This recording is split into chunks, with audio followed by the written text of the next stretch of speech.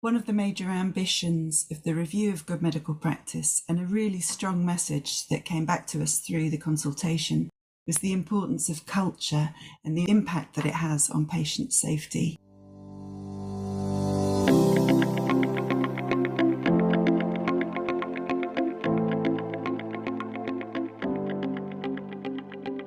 Hello and welcome. I'm Dr. Claire Stapleton, and for today's podcast, I'll be joined by the host of the Real World series, Jaylen Simsek. Great to be with you, Jaylen.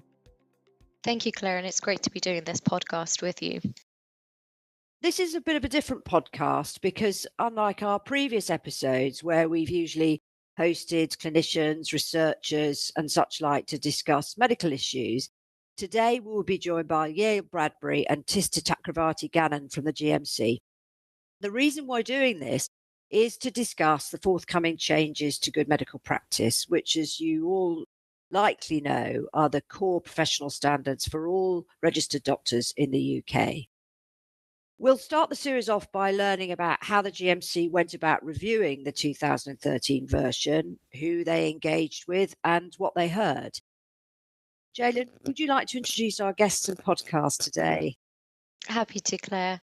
So today we're joined by Yael Bradbury, who is a policy advisor in the GMC standards team, who has been working for the last 3 years on the development and implementation of the updated Good Medical Practice 2024.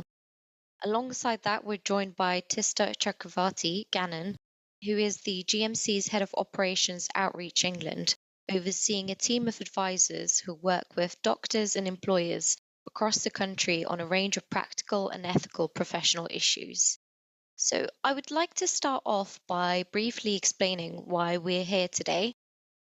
As my colleague Dr. Stapleton has mentioned, to discuss the good medical practice, which sets out the professional standards for all doctors in the UK. The last time the good medical practice was updated was in 2013, and the updated version will come into effect on 30th January 2024. So our listeners are likely to be asking, why the change, why now, and what are we hoping these updated standards will achieve? Tista, if you could please answer that question.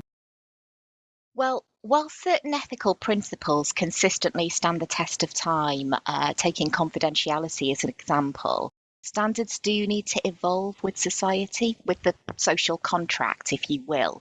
And a lot's changed since 2013 in medical practice and in society more broadly. We've had movements like Me Too, like Black Lives Matter. We've seen the shocking, but unfortunately not surprising reports about racism in medicine, about sexism in medicine. And we have got an increasingly diverse workforce who can all too often be subject to that unequal treatment. So I think there's a real responsibility there. And finally, in society, there is now a burgeoning paradigm shift, I guess, from not being discriminatory to being actively anti-discrimination. And in the new standards, that's something that we talk about. We talk about tackling discrimination and going to that question in terms of what we want to achieve. That is one of the things that we hope the standards will help with by providing that additional lever for change. Thanks, Tista. And if I can just add as well, we really need to make sure that the professional standards described in good medical practice are fair and reasonable, and that all doctors working in the UK can achieve them, even with the huge pressures that all doctors are under at the moment. So, how did the GMC engage with the medical community and other stakeholders during the process of revising the standards? And how did you bring in these diverse perspectives when shaping the changes? Tista, perhaps you'd like to address that question. I think that's a really important question, and ensuring that that diverse voice was represented was something that we were really passionate about. So we worked hard to promote the consultation and proactively engage with a variety of diverse groups. Thinking back, we ran more than 200 engagement events. My team ran many of those. We ran focus groups, we reached out to stakeholders and engaged specialist research companies as well to ensure that we could hear from seldom heard groups. So, for example, refugees and from people subject to domestic abuse. Now, there are also several membership organisations that we're really grateful to. But just to name a few, we ran joint events with Medical Women's Federation, the Association of LGBTQ+ Doctors and Dentists, the British Association of Physicians of Indian Origin, the Sudan Doctors Union UK, British Islamic Medical Association, and more. And I think for me, their expertise was just so invaluable to enable us to have really honest conversations with members about how the standards might work in practice in different settings and across different career stages as well. And that really shaped what we've got now.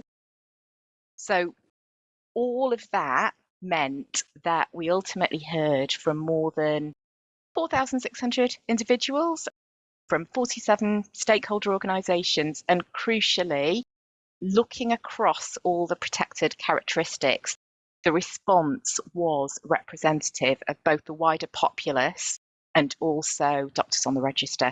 And that's really uplifting, and give the standards as well that credibility as a shared contract.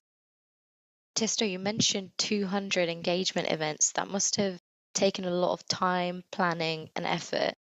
But I'm sure our listeners would quite appreciate that the GMC has taken the time to listen to diverse perspectives. And after, I suppose, one of the questions that I wanted to just have, and this could be on our listeners' mind, is what specific changes have you made that will most impact the day-to-day practice of doctors? Any particularly important highlights from the updated standards that you would like to bring to our audience's attention? Perhaps, Yael, if you could start on that one.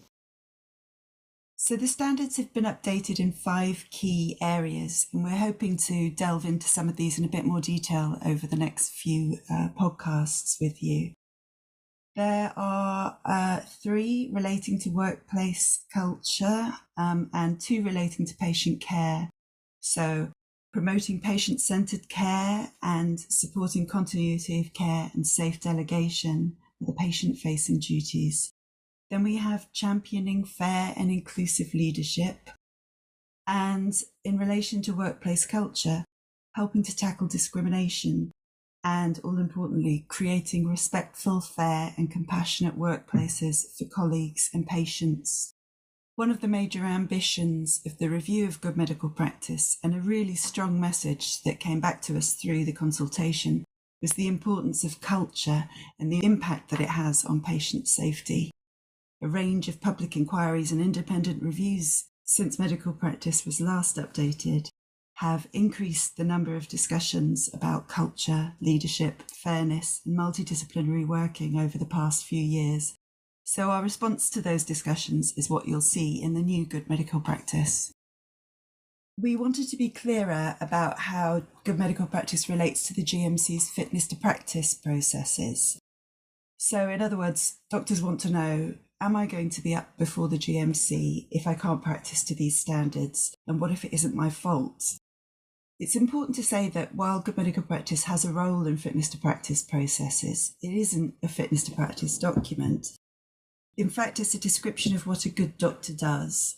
The standards describe good practice, but they aren't a set of rules. Doctors should apply the standards using their judgment in the specific circumstances that they face. So the new introductory section emphasises that if a doctor's reported to us, we will always consider the individual circumstances of the case and take into account the context of the concern. We'll ask ourselves questions like, how serious is the concern? What's the doctor's working environment like? What's their role and their level of experience? And how much is the situation described about the doctor's actions specifically, and how much might system factors or interpersonal factors in the doctor's working environment play? And how the doctor responds to the concerns being raised is really important too. Do they have insights? Have they taken steps to address the issues raised in the concern?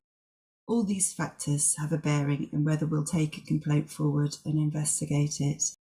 And the standards in and of themselves represent what good practice looks like and what all doctors are trying to practice to every day.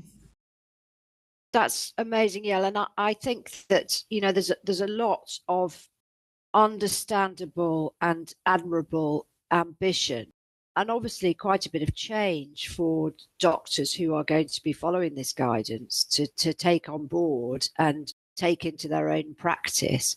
So how will the GMC support the profession to be able to understand and apply these changes to their everyday practice? And how are you managing to communicate these changes to the medical community so that doctors can engage and use them?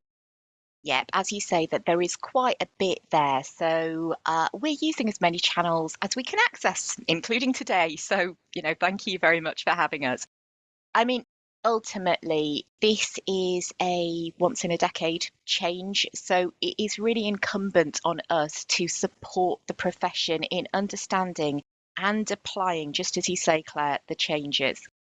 So in addition to using all the usual channels that you would expect, like our own e-newsletter, writing out to doctors, social media, and creating dedicated web pages. And just as an aside on that, I do encourage listeners to look at those web pages because there are some really useful resources there. But in addition to all of that, we are doing a lot of engagement work as well. For example, we're working with healthcare leaders and organisations across the UK to make sure doctors are supported to apply the standards locally in the environments within which they work. So that includes us working with responsible officers, with directors of medical education to really help that implementation. Yael talked about some of the key themes earlier. And from my experience, colleagues sometimes find it helpful to translate those themes, the standards themselves, into practice. So to help them do that, we're also running workshops to bring the standards to life. And that's through things like case-based discussion, exercises, video resources. And I'm going to use a phrase that I used earlier. It's a phrase that I use a lot. The standards, to my mind, they are a lever for positive change. Whether we're talking tackling discrimination, whether we're talking patient-centred care. And the workshops really help engage doctors with the how. So how do you use GMP as that lever for change on those themes? And we can include details about all of that in the podcast description. Thank you, Sister, and thank you very much, Yael. And that was a fascinating insight into the overview of how the changes to good medical practice have come about. And I particularly like your expression of using this as a positive lever for change rather than a stick to beat doctors with and punish with them. And I imagine that will be well received by doctors in the UK. And so thank you very much, both of you, for that. And with that, we reach the end of today's podcast, Good Medical Practice 2024, The Essentials.